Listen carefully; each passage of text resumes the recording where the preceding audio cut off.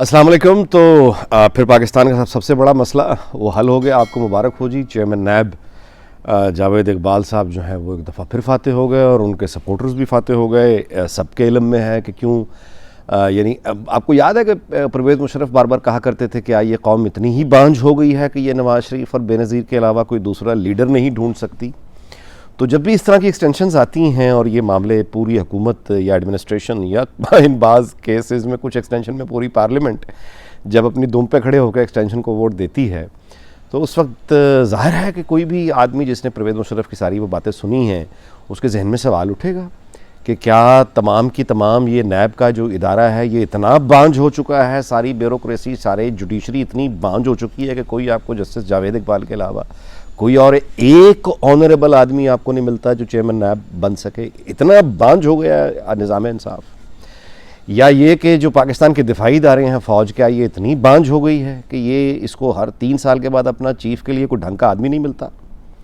यानी जनरल साहब हैं, ठीक है, वो यानी बड़ी इज़्ज़त एहतराम, लेकिन जब वो एक्सटेंशन लेते हैं तो साबित तो बुनियादी तौर पे वो यही करते हैं कि मेरे बाद कोई बंदा पूरी फ़ौज में सीनियर, उसकी बात हो रही है लीडरशिप की, कि इसमें कोई इस काबिल ही नहीं है कि ये मेरी जगह पे आके फंक्शन कर सके, लिहाजा मुझे एक्सटेंशन अब लेनी पड़ेगी। हर एक्सटेंशन, मैं मौजूदा एक्सटेंशन नहीं, यानी कियानी साहब की हो, परवेज़ मुशर्रफ की हो, ज़ियाउल हक की हो, हर एक्सटेंशन का मतलब यही होता है। अच्छा, ये किसी भी इदारे के लिए है, मतलब PIA के लिए भी है, वापडा के लिए भी है, कि यानी हमसे तो पूछा जाता है कि क्या आप इतने बांझ हो गए हैं। लोगों को भी पलट के ये सवाल करना चाहिए कि क्या ये सारे के सारे इदारे इतने बांझ हो गए हैं कि एक एक्सटेंशन के लिए हुकूमत जो है वो खड़ी हो जाती है, आर्डिनेंस लाने पड़ते हैं, किस लिए? अच्छा, सब जानते हैं कि उनकी एक्सटेंशन क्यों है, क्योंकि वो यानी पख्तूनख्वा में करप्शन वो बिल्कुल आंखें बंद हैं, पंजाब की करप्शन आंखें बंद हैं, फेडरल गवर्नमेंट आंखें बंद हैं, तो जाहिर है कि वो एक दूसरे को फैसिलिटेट कर रहे हैं और एवरीबडी नोज दिस। अच्छा, आपने कभी सोचा है कि हम एक बड़ी रूटीन की सी बात है हमारे लिए कि हम वीज़ा अप्लाई करते हैं कहीं जाने के लिए अपने पाकिस्तानी पासपोर्ट पे, तो नहीं मिलता, रिजेक्ट हो जाता है। वो जो जब वीज़ा रिजेक्ट होता है वो होता क्यों है? यानी पहली बात तो ये कि हमारे पासपोर्ट के लिए दुनिया के यानी एक दो के इस्तिस्ना के अलावा तमाम मुल्कों ने हमारे लिए वीज़ा रखा हुआ है। मतलब हमारे पासपोर्ट की ये इज़्ज़त नहीं है कि हम जाएँ और पासपोर्ट दिखा के बग़ैर वीज़ा हमें कोई मुल्क एंट्री दे दे। और हमारे पासपोर्ट की ये इज़्ज़त by the way early 80s तक थी, यानी इंग्लैंड भी लोग बग़ैर 84 तक लोग पाकिस्तानी पासपोर्ट पर जहाँ से बैठ के आ जाया करते थे, वीज़ा यहाँ लगता था। अच्छा, उसके बाद ज़ाहिर है कि वीज़ा आ गया और वीज़ा हमारे रिजेक्ट। अच्छा, जब वीज़ा रिजेक्ट होता है तो दरअसल आप समझें कि ये काम क्या हुआ है। पासपोर्ट के ऊपर लिखा होता है कि ये शख्स जो है ये यानी पाकिस्तान का शहरी है और इसको सदर पाकिस्तान के नाम पे, यानी हेड ऑफ़ द स्टेट के नाम पे, इसका जो कैरियर है पासपोर्ट का, ये हमारी कौम का फ़र्द है, इसको आज़ादाना बॉर्डर जो है वो क्रॉस करने दिया जाए, फैसिलिटेट किया जाए। ये वो यानी हमारा पासपोर्ट जो है बुनियादी तौर पे वो हमारे यानी स्टेट के जो हेड है उसकी जानिब से बाकी दुनिया को अपील है कि ये हमारा आदमी है, पासपोर्ट इसके पास है इसकी जो है वो इज़्ज़त होनी चाहिए और वगैरह। अब उसके बाद उस पासपोर्ट की इज़्ज़त कितनी होती है, बस आप ये समझ लीजिए दुनिया में जिसको ग्लोबल विलेज कहते हैं, हमारी इस मोहल्ले में जो घर हैं रहते हैं उनके जो लोग एक दूसरे के घर में आने जाने की जिनको इजाज़त है उनमें यानी हमारा शुमार नहीं होता। और वीज़ा जब भी रिजेक्ट किया जाता है, हमेशा याद रखिएगा, वो आपको ये कह रहे होते हैं कि आप झूठे हैं, आप झूठ बोल रहे हैं। यानी जो रीज़न्स आपने इस वीज़े के लिए बताई हैं वो असल में है नहीं, आपने वहाँ जाके वापस नहीं आना। ऑन दी अदर हैंड यही इंग्लैंड, आपको मालूम है कि जो यहाँ फ़िल्म बनती है, लोग हॉलीवुड से आएँ या इंडिया से आएँ, पाकिस्तान से आएँ या कुछ चीन, जहाँ मर्जी आएँ, हर वो फिल्म यानी जो बाहर से आ रही है और वो फिल्म जो इंग्लैंड में बन रही है, 80% जिसकी प्रोडक्शन इंग्लैंड में है, यहाँ की गवर्नमेंट उस जो फिल्म प्रोड्यूसर है जिसने उस फिल्म को 80% जिसकी प्रोडक्शन इंग्लैंड में की है, यहाँ की गवर्नमेंट उसको उसके टोटल बजट का 20% रिबेट दे देती है, जो कि कोविड से पहले 30% था, अब 20% रिबेट दे देती है। जस्ट इमेजिन कि स्पेशली हॉलीवुड अमेरिकन फिल्में जो यहाँ बनती हैं और ये जो TV शोज़ वो बनाते हैं नेटफ्लिक्स वगैरह के लिए, और उनकी जो कॉस्ट है वो hundreds of millions of dollars की प्रोडक्शंस होती हैं इंग्लैंड में। अब अगर वो जो प्रोडक्शन आपने शो या फिल्म जो भी किया है, अगर आपने उसकी शूटिंग का यानी 80% इंग्लैंड में किया है, तो आपके total hundreds of millions of dollar का जो बजट है उसका 20%, वो भी मिलियंस में बनता है, वो आपको यहाँ की गवर्नमेंट दे देगी। ठीक है। अगर आपने ज़ाहिर है कोई हमारे यहाँ मसलन भारतीय और ये पाकिस्तानी मिलकर पंजाबी फिल्में आजकल इंग्लैंड में जो बनती हैं वो 80% यहाँ बनती हैं, अदाकार वहाँ के भी होते हैं, हमारे यहाँ के भी होते हैं, और वो जो प्रोड्यूसर जो भी होता है ज़ाहिर है उसको 20% क्रेडिट मिल जाता है। अब ज़ाहिर है कि अकाउंट्स से वाकफियत रखने वाले लोग जानते हैं कि वो ज़ाहिर है फिर बजट थोड़ा इंक्रीज़ वगैरह वो भी मामले होते हैं। बहरहाल उनको एक सपोर्ट यहाँ की गवर्नमेंट देती है। मेरा मौजू सिर्फ ये बताना है कि यहाँ की हुकूमत जो अदरवाइज टूरिज़्म को प्रमोट करने के लिए दुनिया भर के फिल्म बनाने वालों को, ड्रामे बनाने वालों को ये रियायत दे रही है कि आप हमारे मुल्क में आके अगर अपना को प्रोडक्शन करेंगे टर्किश ज़बान में, उर्दू ज़बान में, किसी भी ज़बान में, और हमारे मुल्क में आकर अगर आप शूटिंग करेंगे तो आप हमारी लोकेशंस, आप हमारी सड़कें, आप हमारी गली मोहल्ले, आप हमारी चीज़ों को यानी दुनिया को दिखाएंगे ना, जो भी आपकी ऑडियंस है, चीन में है, इंडिया में है, पाकिस्तान में है, अमेरिका में, जहाँ भी है।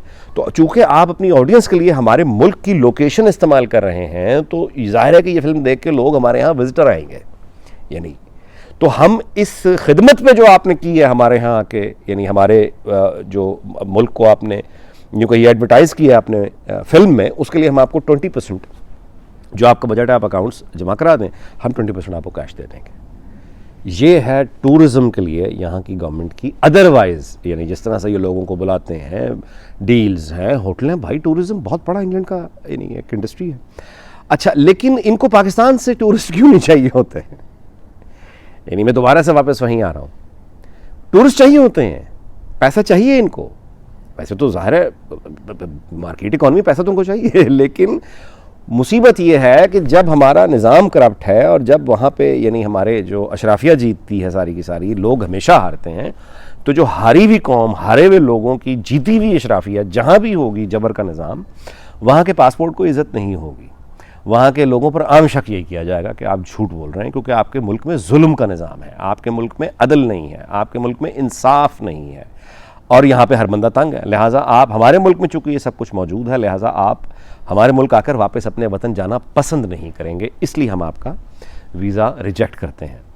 अगर आप इस बात को ठंडे दिल से कभी सोचें तो यकीन कीजिए बड़ी बेइज्जती है, ये बड़ी बेइज्जती है। लेकिन जब अशराफिया इस तरह के खेल खेलती है जिसका हमने जिक्र किया, जब एहतसाब जो है वो इस तरह के होते हैं जहाँ निज़ाम, अब आप मुझे बताइए कि DGISI की तब्दीली है और सोशल मीडिया पर तूफ़ान आया हुआ है। क्यों भाई, क्या यहाँ अमरीत है? यानी इस तरह की बात तो कोई हो ना कि इंटीरियर मिनिस्टर मिसाल के तौर पे यहाँ बरतानिया का होम सेक्रेटरी तब्दीली आ जाए तो बड़ी कोई रिसर्च वर्क होगा। DGISI की पोस्टिंग पे इतना शोर, तो क्या यहाँ अमरीत है? जवाब है नहीं। तो फिर क्या कहेंगे, जमहूरियत है? जवाब है नहीं। वो तो भाई है क्या?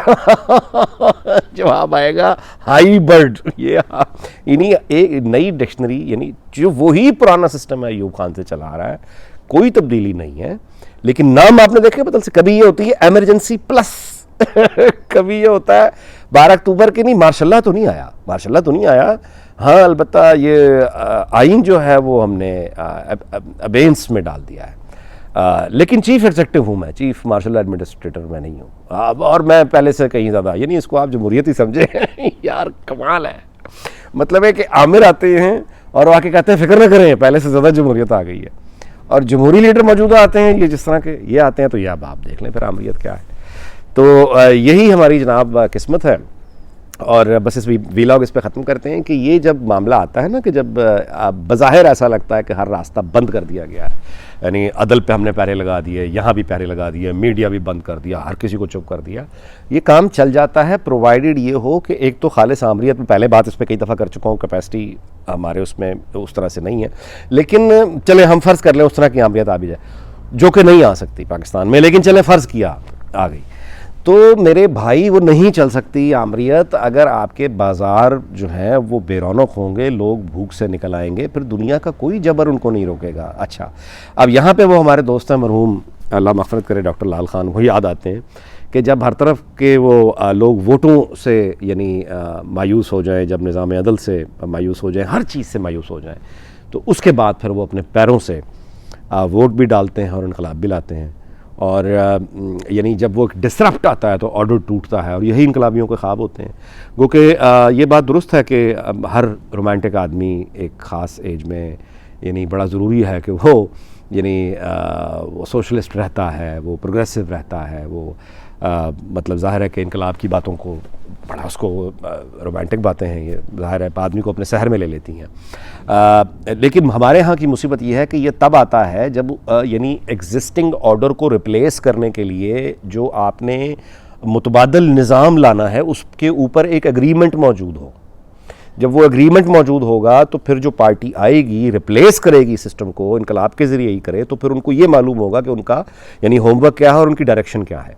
हमारे यहाँ ये मामला नहीं है। हमारे यहाँ कोई अल्लाह ना करे अगर ये चलता हुआ ऑर्डर इस तरह से टूट गया और लोग निकल आए, तो हमारे पास पाकिस्तानी आइन के अलावा कुछ भी नहीं है, कुछ नहीं है। और आइन जो है उसको तो हमने 2 टके का बना के रखा हुआ है। आप मेरी बात समझ रहे हैं? तो अगर इस तरह का अनरेस्ट हमारे यहाँ आ गया तो ये बाकी तो छोटे छोटे से मुल्क थे, ये जो हमारा तो बहुत बड़ा मुल्क है। अल्लाह ना करे कि लेकिन दुआओं से होता कुछ नहीं है जी, सच्ची बात है। अब यही है कि आने वाला जो मार हमें पड़ने वाली है, पाकिस्तान में तो बहुत बुरी मार पड़ेगी। यहाँ भी वैसे एनर्जी क्राइसिस इंग्लैंड में बहुत एक्यूट है, लेकिन पाकिस्तान में जो अब आगे महंगाई और ये मज़ीद और ये लोगों का ये दहकता हुआ लावा, अब देखें ये ख़तरे से खेल रहे हैं। मैं ये समझता हूँ कि जितने भी पावर प्लेयर्स हैं इस वक्त वो ख़तरे से खेल रहे हैं। वो जिस स्टेज पर खेल रहे हैं उसकी बुनियादों में बारूद बिछा है। अमरीकी जो हैं आ रही हैं नायब वज़ीर ख़ारजा, और आपने देख लिया कि हमारा किस तरह से उनके लिए प्रोटोकॉल है।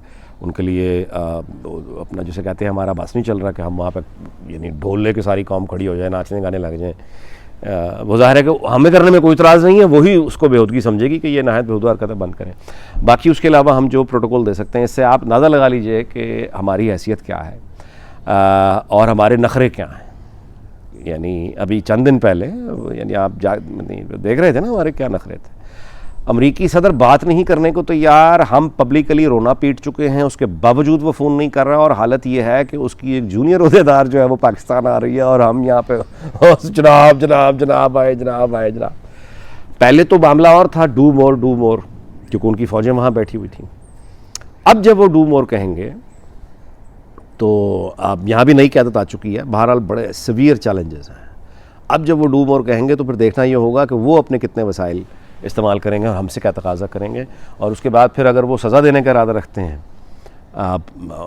यानी अफ़गानिस्तान में किसी को, तो सज़ा की लपेट में फिर हम भी आ सकते हैं, बल्कि आएंगे, डेफिनेटली आएंगे। और वो सज़ा की सूरत क्या होगी, ये हैं वो मामला जहाँ गुफ्तगू होनी चाहिए, और बिल्कुल नहीं हो रही तो हम भी क्यों करें।